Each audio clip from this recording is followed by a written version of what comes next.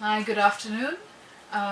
You've now started up the webinar called Design the Seen and the Unseen, and I'm Deepta Satish, and this is Mary Jacob and Dilip Takuna, and we're going to share with you some ideas of what design might be and what we do at Srishti in terms of design.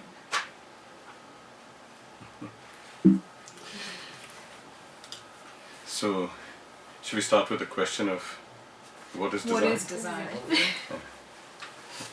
Well, this question can be presumably answered in a number of different ways, but one of the most fruitful that I think has sort of proved useful, at least in my career, is reflecting on how you see the world. Now that may sound outwardly very philosophical, but I think it's necessary, and I think it's very actually everyday. Now, if you see the world as a field of objects, for example, buildings, books, utensils, parks, roads, cities, rivers, etc., you may be driven to see design as form giving, shaping things, composing things, juxtaposing things, and so on. Now, I could reflect on the meaning, the history, and be critical of each of these terms, and that is important. But that actually opens up a field of questions in and of itself that could be, added to the design process. So, for example, if I ask the question, is there a vernacular way of seeing, and appreciating things? Does India have a different palette? Forms a different aesthetic? Does the inhabitant of a village, differ from a city inhabitant? And what does that sort of tell you? How do communities differ from one another? In short, design is not just an act of change; it is a critical intelligence. Now, I could alternatively, see the world as a field of processes and changes. Design here is concerned with being a verb, injecting itself as a process to improve or, perhaps disable a process. Now, here the measure of design could well be development, could be progress, could be improvement, in a quality of life. Now, these are terms that are extremely contentious in of themselves, and they raise similar concerns of meaning, cultural roots, their dominating power. Now, are these measures, can these measures be made more appropriate? Measures that allow for innovation, alternative practices, measures that encourage communities to come, to their own definition of what they believe to be a process of change. Now, besides processes and objects, I could conceivably see the world as a field of events, actions, practices, or relationships, and consequently, design can be seen, as intervening, responding, in a particular manner. Now, it is necessary to keep in mind, though, that each conception of the world, each measure of design has a rich lineage in academia and academic thought, a lineage that is very much part of a designer's education here at Srishti. Now, increasingly though, a trend has been, in the works, the world over, to see the world as a field of problems. Now, this is different from objects, different from processes, and this sort of calls into play actually a world of its own, I think, that, we're increasingly drawn to, and maybe it's a sign of our times, as a result and sort of a consequence of human action.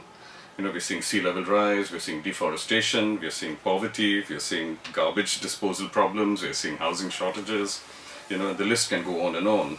But these are sort of exceptional problems, and not all problems, that we see in design are exceptional.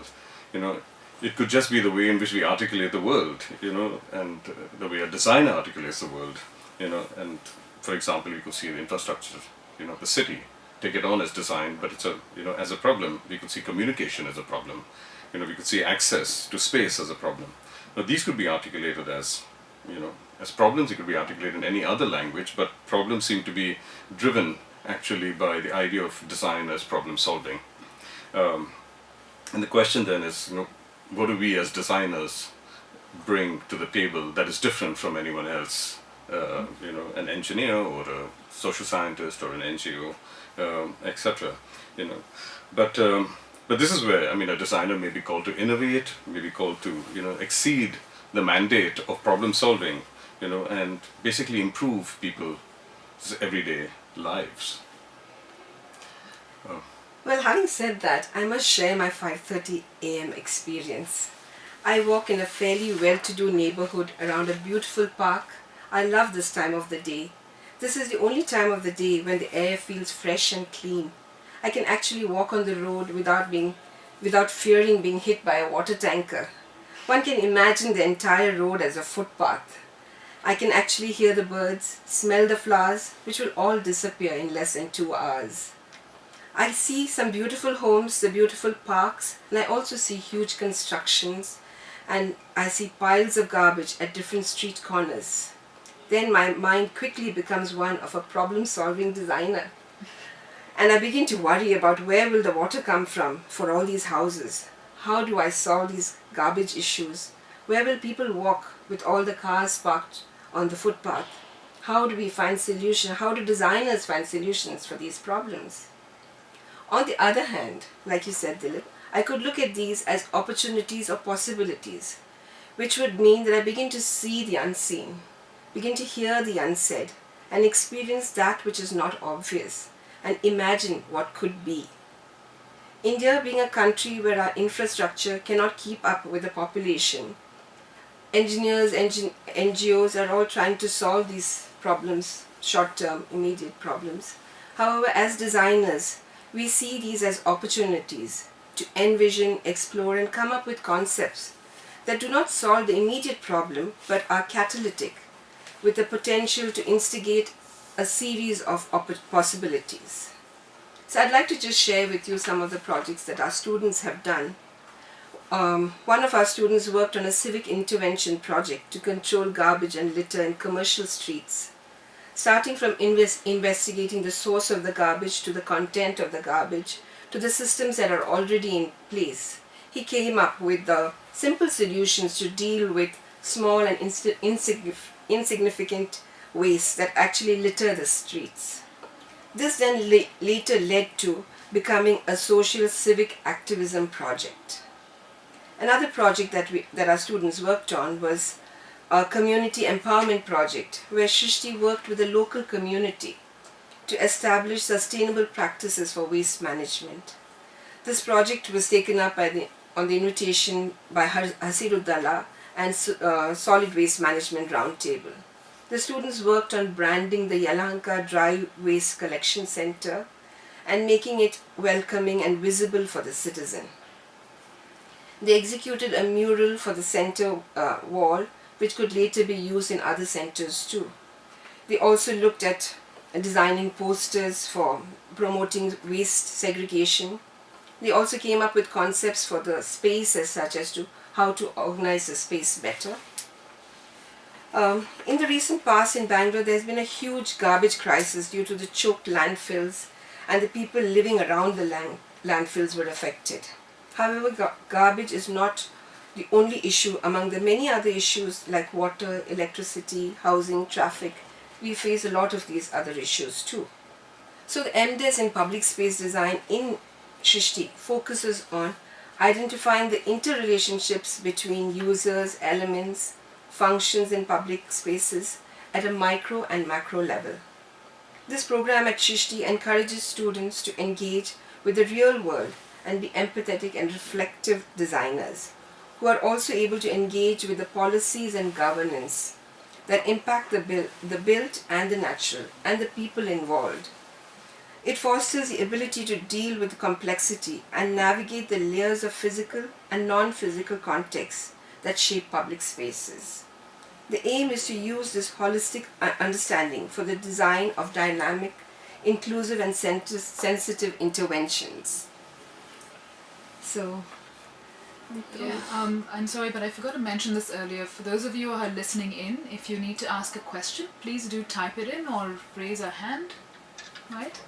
And so with that, I'll just move on. Mary just spoke about, a lot of, spoke about the tangible, looking at problems as tangible things and spaces and places. Many times the problem is not visible, and it manifests in the way we engage in the world.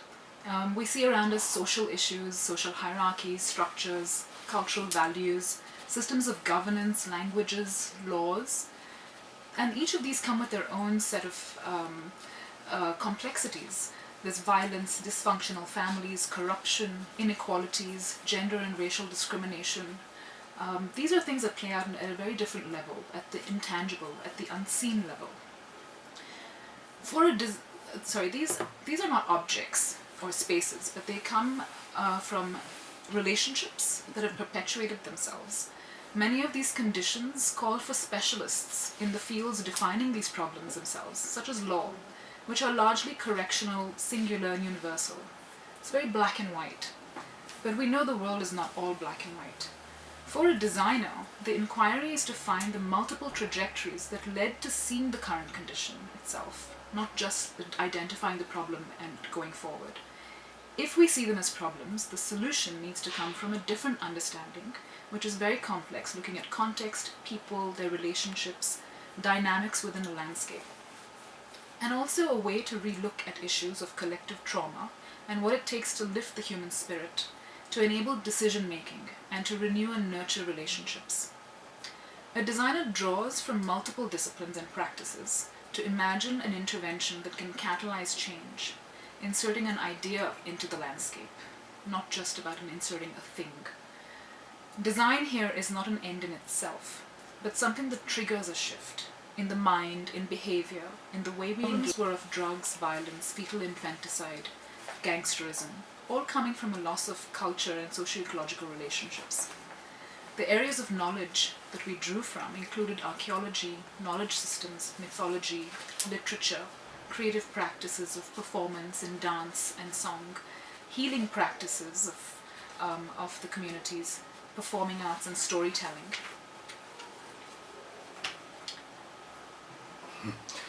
No, I want to So add that's I just- want to add one point actually to what you said, Mary, earlier on, regarding actually the way a designer approaches a problem that could be different from the way anyone else approaches a problem. Just from the point of view of actually raising potentials and seeing the possibility actually in solving the problem, going further than just a solution.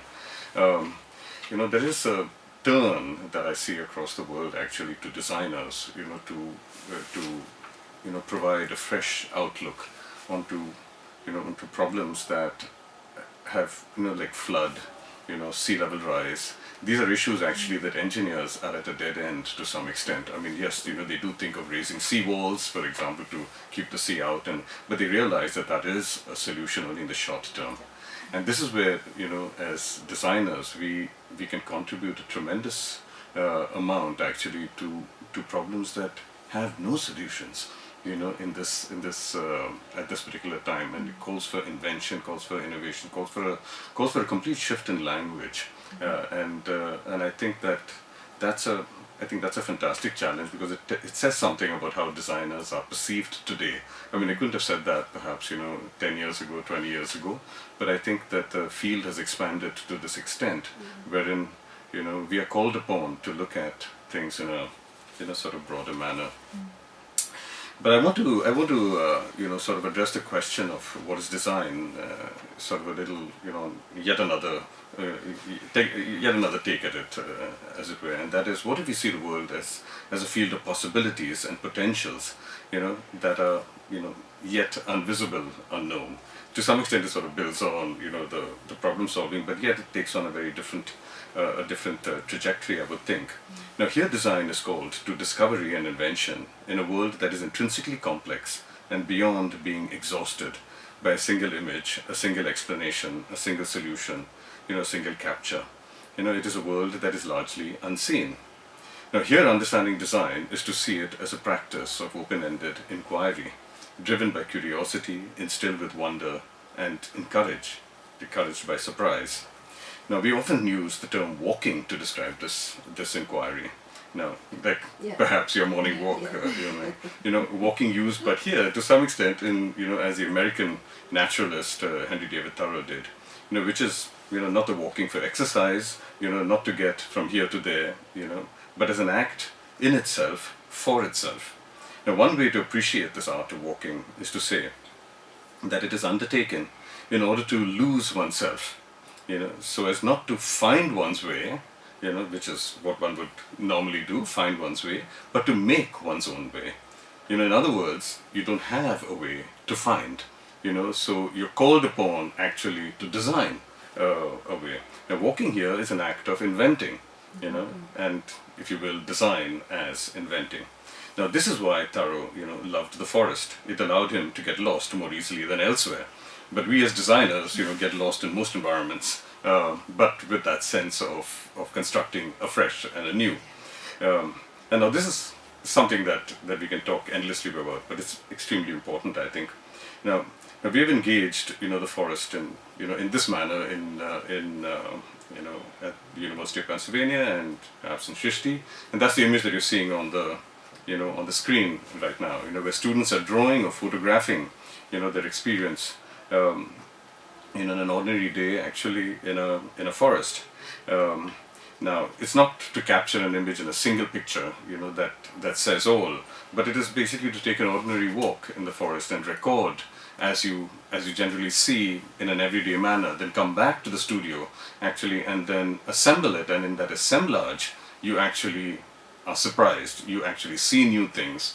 But I'm using this as an example actually of not just the forest and not just a walk actually in a natural setting, but something that could be used actually to navigate texts. We change that? To navigate texts, to navigate maps, to navigate place. I mean, how do you see sight? As a designer, how do you see a book that you want to redesign? The way you actually walk these texts, these images, these books could open up the imagination to something new. Now this is something that we've done again and again at Srishti, but last semester we worked on the Western Ghats, and maybe Deepta, you can say something about that. Design here was actually a way of inquiry, a way to see and structure possibilities. Some of you may have been to the Western Ghats and know it in its conventional terms as a hill range on the west coast of India, a rainforest, or an escarpment. These are descriptions that have basis for policy and also of tangible and intangible divides between people, spaces, uses, and relationships. But do you actually know where the Western Ghats begins or ends? How high up are you? Does the number really matter? Where does the forest begin and where does the city end? How would you know when on the ground these lines are blurry and they disappear into a dynamic, shifting, complex fabric? In the studio, what we did was, with the students, they imaged and imagined the Ghats. Here, in this particular example that you're seeing on the screen, the Ghats is taking a part of the ground and practices to reveal a world of, or a field of traces. The traces, which you see in the middle section, in black and white and grayscale, they range from permanent ones or marks to ephemeral ones that have little impact. What if we could design new laws that respond to this language, the language of traces? The nature of design as inquiry has enabled us to imagine a different world, one that allows us to negotiate with sensitivity and navigate with the greater sensibility of a whole new way of knowing each place that we can potentially adapt to and change with. At Srishti's new schools, actually, we have a couple of new schools. One is called the School of Law, Environment and Planning, and the other is the School of New Humanities and Design. We offer courses that enable students to navigate these ideas, these processes, ways of seeing, and move from innovation to invention, go from problem solving to possibilities, and there's a lot of open-ended inquiry towards new imaginations. So in a sense, what we're saying is design is not just about things, about problem solving, but it is an attitude, a sensibility. Design is a critique, and it's imaging and imagining the new in whatever be your constituent of the world, whether it's an object, process, problem, event, practice, or possibility, and maybe all of them. Okay, I'll just read out this. Can you tell us about the different career perspectives of design? Well, I could start. I think, there are many possibilities with when you engage in design, particularly in the ways that we have been talking about. And a lot of these are very large, complex issues. There are many, I mean, of course, the standard routes are to go down the NGO or work with government, and which are also possible. But I think what is more and more, there's a lot of activism on the ground with with the youth movements and everything. So there is that where you can, you can actually begin your own work and intervention, or as a design practitioner, you can start to bring your own ideas together and start something on your own.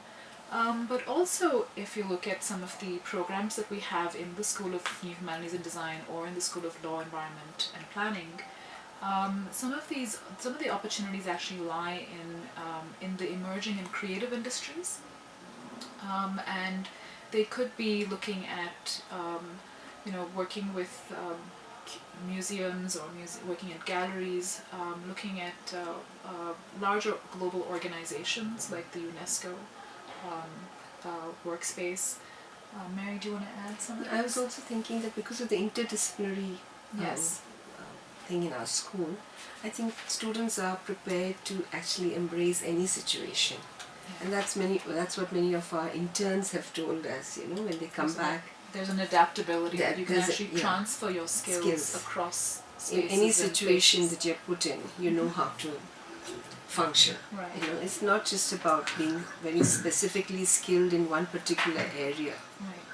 And I think also, I believe that also in spaces of critical design and looking at knowledge systems and areas that we're looking at within the School of New Humanities and Design, there are a lot of corporations, large multinationals, who actually do a lot of research and development work that actually look for particular ideas and complexities of societies today in different places in the world, where they're designing things like mobile apps. I mean, the design of the apps is something else, but the research that goes behind it is very complex and layered. And I think they're looking for more and more sensitive ideas and people who have a way of understanding place, people, context, and what is in the local, what is embedded in the local.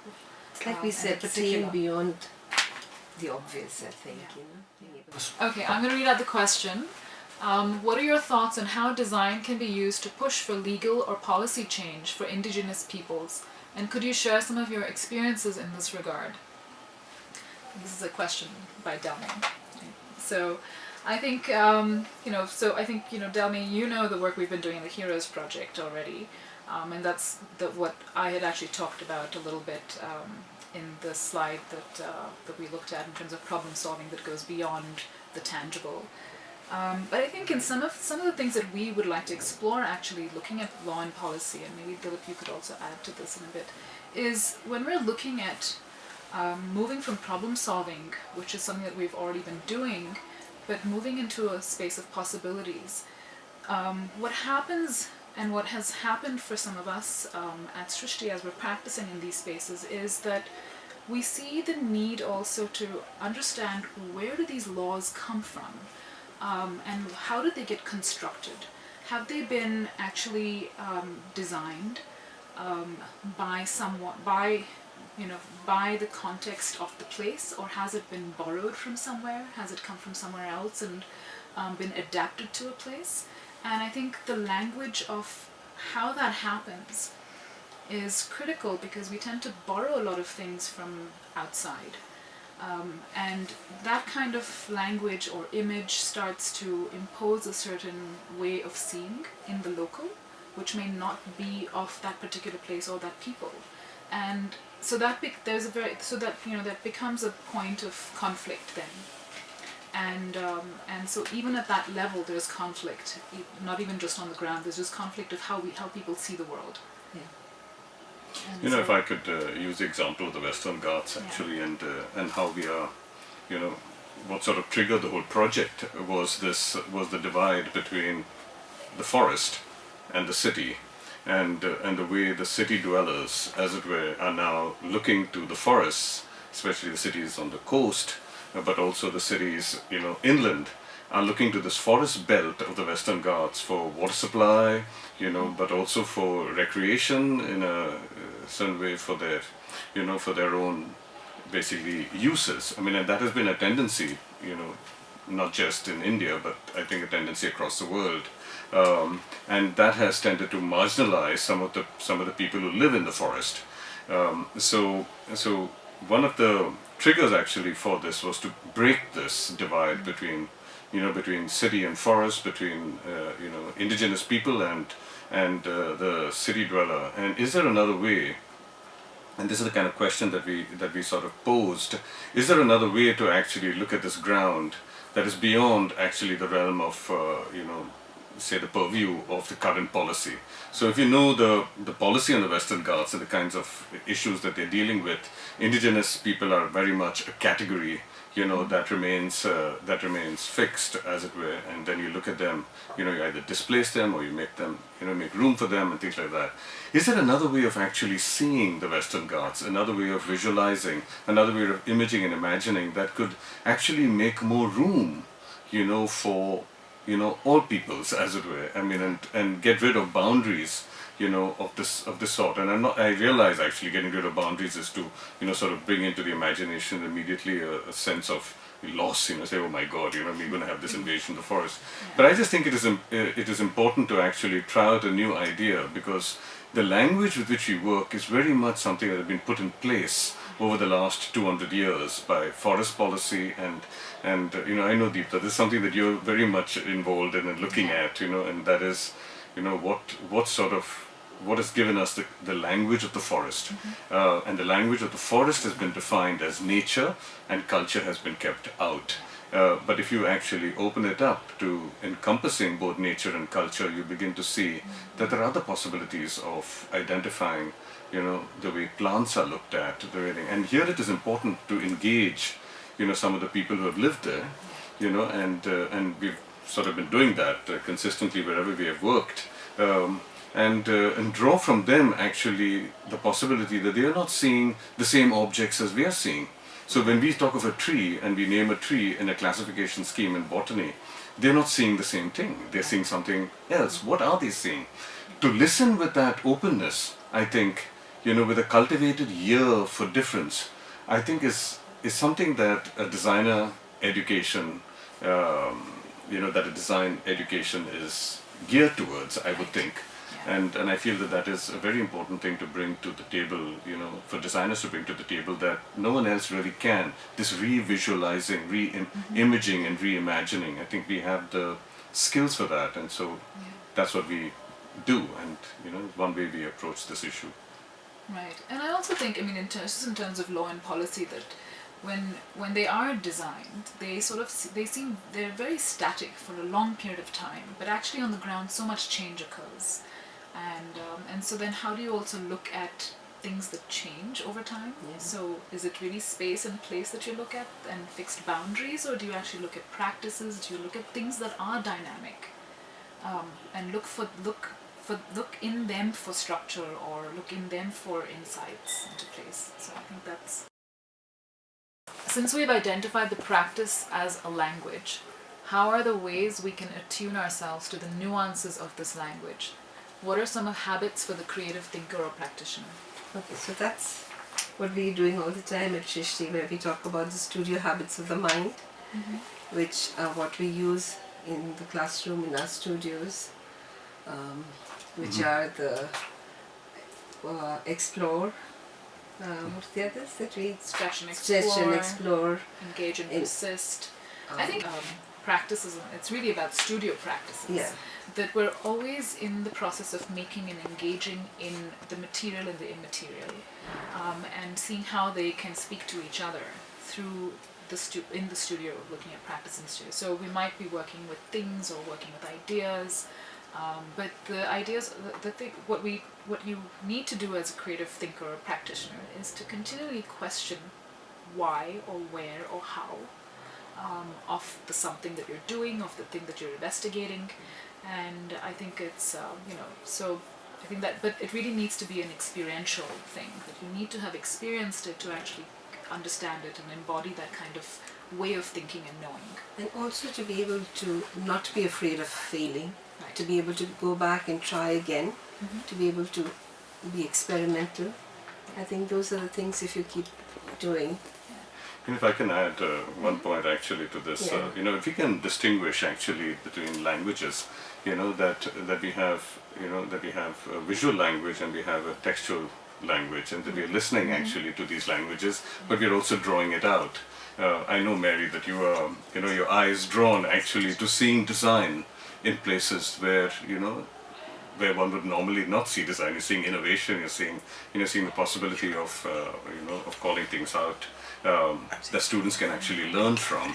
So that sense of reading from, on a visual ground, what you're seeing, I think is a very important aspect of it, and there is nuance in that. There's the how do you actually look to the possibilities and potentials in that, in what you see. But it's also in reading texts. I mean, I can read actually texts that have been translated for us and find a lot of flaws in it because it carries languages, it carries a sense of more conventional readings of it. But then with my attitude to place, so a designer's attitude to a particular place, you might change actually what these texts are communicating. So I think that a designer brings a particular, sort of prospective view rather than a retrospective view, and doesn't take, what a translator presents to them or what a camera presents to them, but begins to look at these things more critically. Please speak about designing with climate in an air-conditioned world. Okay. Well, lucky for us, the whole world is not air conditioned, but Bangalore is air conditioned. Naturally most of the time. But no, but I think that here, I mean, the question of course raises an issue actually on how we perceive climate. And why do we see it actually on a standard, temperature and a standard humidity level and a standard. So I mean, I think part of me as a designer, I think, is driven to question critically why we have this measure of air conditioning, that demands actually that people be comfortable in certain environments. And I think that there's a lot to do with the way in which we are perceiving technology, the way we are perceiving, our design solutions. And this is where I think designers can be innovative in actually being activists to challenge that. I mean, not to drive people to discomfort, but to expand the bandwidth actually of comfort, and that there is difference in the world, and that maybe we can accommodate that difference in the way we work. I mean, and I think that And also maybe the way we design our structures, right? Right. that too, Yeah, I mean, The architecture. architecture, yes. Yeah. Taking advantage of the climate of that place rather than just, trying to do something to imitate another place. Right. no, but I think that there is also, I mean, if you just look at the systems across the world by which people have, brought temperatures down or increased temperatures. I mean, I'm not saying to this standard level of air conditioning, but to the, on the sort of broader ground. I mean, there's an immense amount still to learn, actually, from these folks. I mean, people who have lived in a desert have lived, Absolutely. with relative comfort until someone has pointed out perhaps, something else and made them uncomfortable. But I just think that there are technologies that, I mean, some of which have died, but some of which are still, in the process of being discovered. Also, if you look at it, the way you dress, the way, all that, I mean, way people dress in a particular place used to be to suit, To deal with the climate. climate of that place. What they ate, dealt with Absolutely. that. Yeah. So, I mean, now, that, I guess that's the problem with the globalized world, perhaps. But Yeah. Right, but and it's so complex that you really can't find the source of the problem. Absolutely, very quickly, and nor can you have a single view on it. Like it cannot just be scientists doing it, even though they're very good at what they do. But I think it's just so complex that that even with certain solutions that come from specific fields, as Dilip had said earlier as well, that it seems like there's no end to these problems.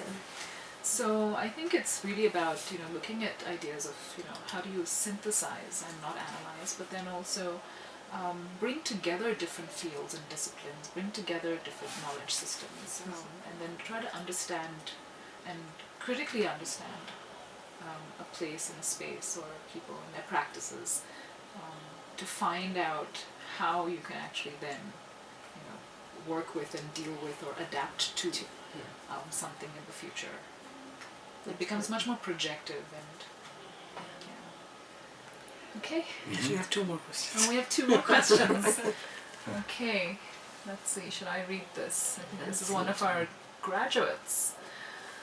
Okay, while I myself am interested in such ideas, I always feel there's a disconnect between what we try to imagine and what actually happens on the ground. For example, an industry coming up in a remote area may destroy a lot of these interesting cultural and natural systems, but at the same time it could provide economic stability to the region. How is that gap bridged, and how should one go about keeping a fine balance between these 2 objectives? This is a very big question. Sounds like a master's degree thesis question, which you should come here to do. But I'm going to let Dilip start. Well, I mean, this is, I mean, it's not an easy question to answer actually in a gender sort of way, but it is a very critical, issue, obviously. To deal with, particularly in a country that is seeing itself as, as developing. But I think that, while most approaches have actually tried to mediate between environment and development, or as you call it, an industry that comes in, and say a natural environment. I think that places differ from one another for sure, for one thing. But there is another way of approaching this actually that gets to the issue of how this divide was created in the first place. How did we get this divide between nature, and development or industry? And you realize actually there's so much going on in terms of technology transfer, etc., that has actually created this divide because it hasn't emerged from the place. So I think as a designer, my drive would be much more to look at emergent solutions that actually, work a new language beyond the divide between environment and development. And I think that this is where, I feel that India has so much to offer in this regard, precisely because of the complexity in place and that there is so much untapped potential to address a question like this on a more fundamental way. Is there a language that is unique to particular places? And do we need to impose a new language? And so teasing out the potentials of place in order, for there not to be this divide that you're talking about, not the discomfort, of a foreign hand coming in and destroying an indigenous world. Can there be something much more emergent? Can the community be involved, more seriously in directing actually what happens in the vicinity and so on and so forth? I think there's a lot of potential there, but like I say, there's no single answer to that, to that question, as it were. But certainly, it is a designer's, I would say, Quest. Yeah, quest. Yeah, really, a possibility, particularly in an Indian, in a situation in India. Mm-hmm. Okay. Thank you. Thank you. I think it's been a pleasure for us to have this conversation, and I hope you've all had a good experience listening in, and I hope we've answered your questions to some level. And if you have any more questions or you need any more answers, please do write to us at Srishti.